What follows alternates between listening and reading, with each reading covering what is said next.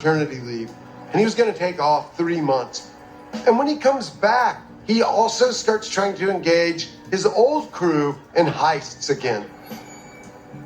So Jenkins gets the crew together, and he pulls out this big duffel bag, lays it down, unzips it. There are grappling hooks, masks that looks like skulls, machetes, all sorts of really scary looking stuff. And he says, hey, we're going to hit Ori Stevenson again.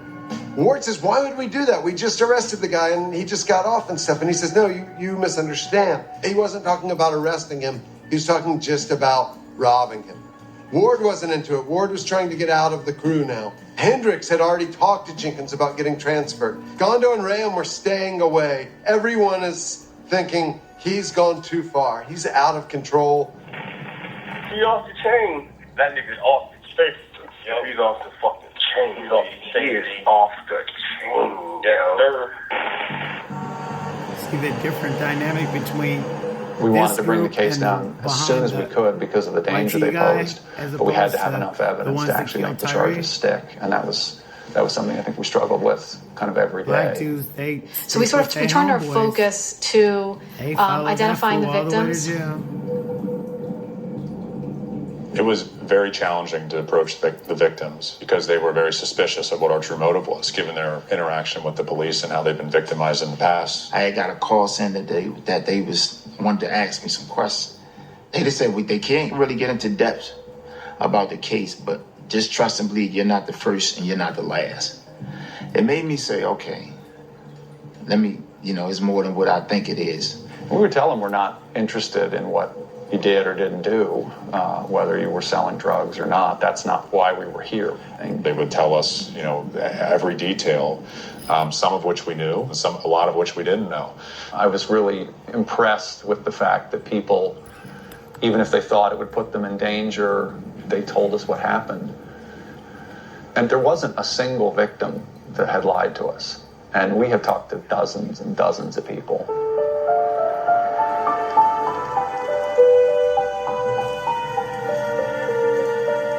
So Aris reaches out to me, and the FBI has reached out to him. They want to talk to him. We go and talk to the U.S. Attorney. I have a binder and a folder of a number of my other cases, the Walkers, along with a number of other clients that I've now documented the things that Wayne Jenkins and his crew had been doing over the years.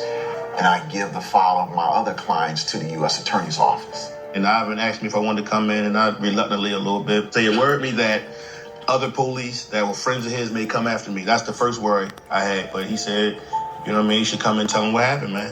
It can help solidify the case that they're doing corrupt things.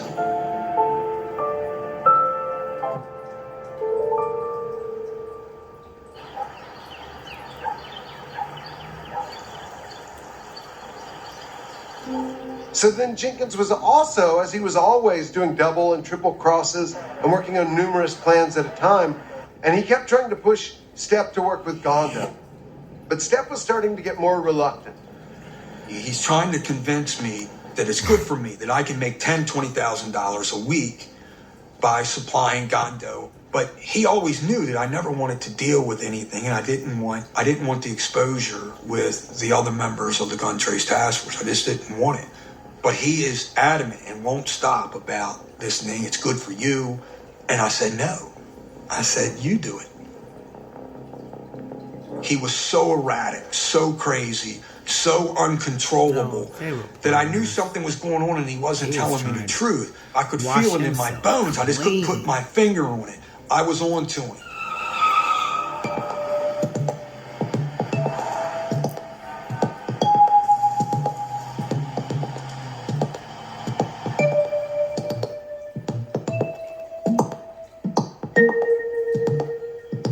So there was a 50th birthday party for a relative of his.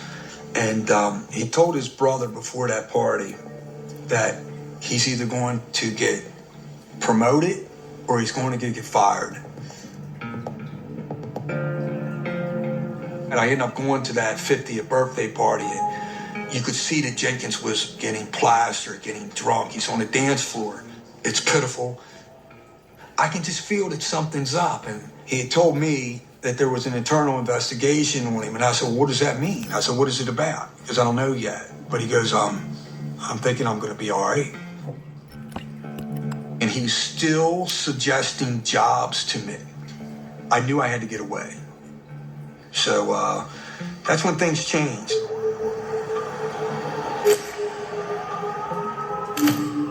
Jenkins then reportedly went the next day to his commander, Chief Sean Miller, who ran the war room, and asked, is anything wrong? I'm supposed to go to IED, and Miller tells him he has nothing to worry about.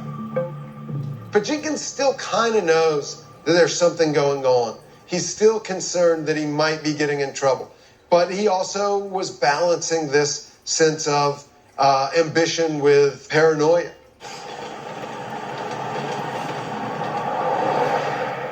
We really spent a lot of time working on a plan that would get them someplace that would be reasonable. I mean, I don't think they would say that they had no idea, but we sort of accepted that wobble that, well, maybe they would kind of wonder, but still come. So they tell Wayne Jenkins that he is, and he was up for a promotion, but he had this outstanding internal affairs case. It's a minor case, no big deal. You guys damaged a vehicle, and we just need to clear it up so that we can move your promotion forward. So Wayne Jenkins is very motivated to get his officers in.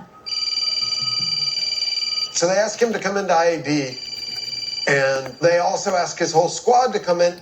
It was exciting. I mean, it was a culmination of our work, but it was also a signal to us, like, we have to pursue this to conviction. I remember thinking, all right, like now you own it. Right. We gotta land the plane.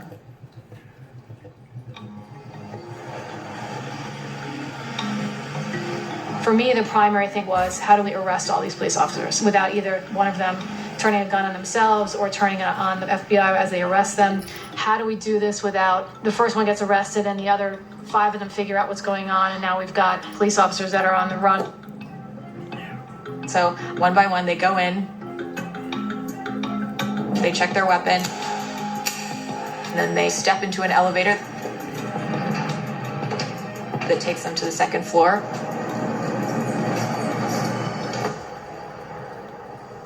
Just as soon as those elevator doors opened, there's a SWAT team there waiting to take them all down. Wow. It went off well. It was really a lot of the what ifs, and luckily we didn't really have any of the what ifs that day. So it was worked out well.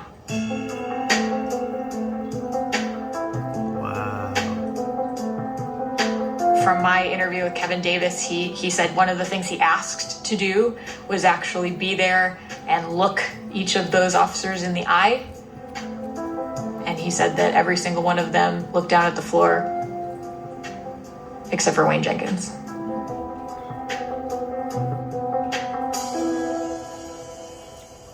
Well, I actually saw it on the news.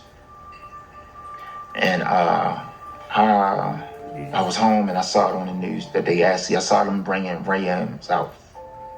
My phone was blowing up, my work phone, everything. And I was like, oh my gosh. And I just sat in my office, like, exhaling in a sense. Like, wow, all this time. When I saw their faces flash on the TV, it's like one of them things where you know something and you're trying to tell people something, but they might not really believe you. And then that's your validation, like I told you.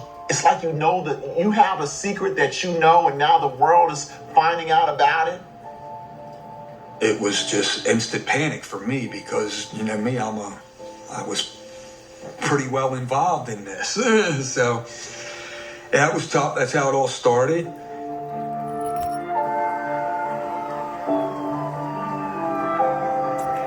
In the feds, it got 6 TVs in the federal system, in the rec room. So I'm standing there talking to a guy, a Hispanic, in front of the Spanish TV. And he said, man, hey, you just hear about all them police just got locked up in Baltimore? He said, boy, you fuck around, be going home. I said, man, shit like that don't happen to me. The fuck out of here. He said it was Jenkins and them who got indicted by the feds. So I'm like, whoa, this shit real.